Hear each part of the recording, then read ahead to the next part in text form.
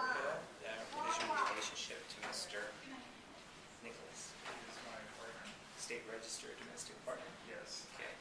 And to the extent that this child is your biological child, do you understand that if the court approves this adoption, that the same rights will be established between you and Max as if he had been born to you and your partner? Yes. And you'll be co-parents from this time forward, no matter what happens to your relationship.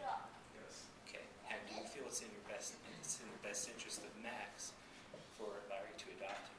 Absolutely. Do you agree to the adoption? I do. And Mr. Nicholas, you heard my questions to Mr. Underhill. Basically, I'm going to ask you the same things. So to the extent that you're the biological father of this child, do you agree that it's in his best interest for your partner to adopt him?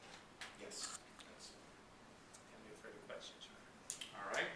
I will inquire then, and I think we've been through this before, but let me ask you, Mr. Underhill, you understand that if this adoption is approved, this is a lifelong commitment, at least until the age of majority. You will be responsible for this young human being. I understand.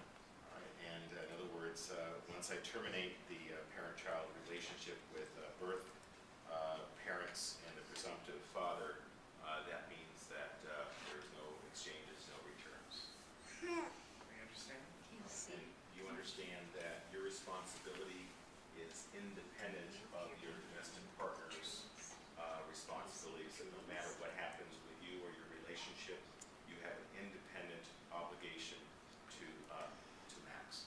I do. You understand, obviously, at this point, having raised a young woman, along with the joy and happiness, you'll present a lot of frustration and challenges as well. I do. All right, very good. And you're willing to also have Larry, your domestic partner, also have those responsibilities, the same legal rights and obligations that you would have. Yes. Very good, thank you. Mr. Nicholas, good afternoon. And you also understand that you have a lifetime commitment here, at least until the age of majority, to care for young Max. Absolutely. Even when he becomes a teenager. Absolutely. And again, once the termination of any parental rights with regard to biological parents is terminated, that responsibility and obligation shifts to you. You understand that? Yes. And also that that obligation is independent of any responsibilities of your domestic partner, Tom. She's just gonna And that's regardless of what may or may not occur with your relationship with Tom. And you also understand that the joy and happiness will come a significant amount of source. Exactly. All right. For those of you who don't understand Yiddish, that doesn't translate very well, but it means issues. Challenges.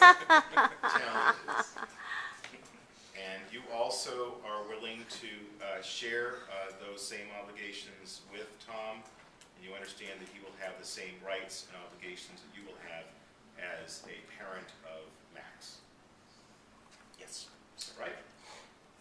Very good. Well, we have some visitors here. Would anybody like to speak up at this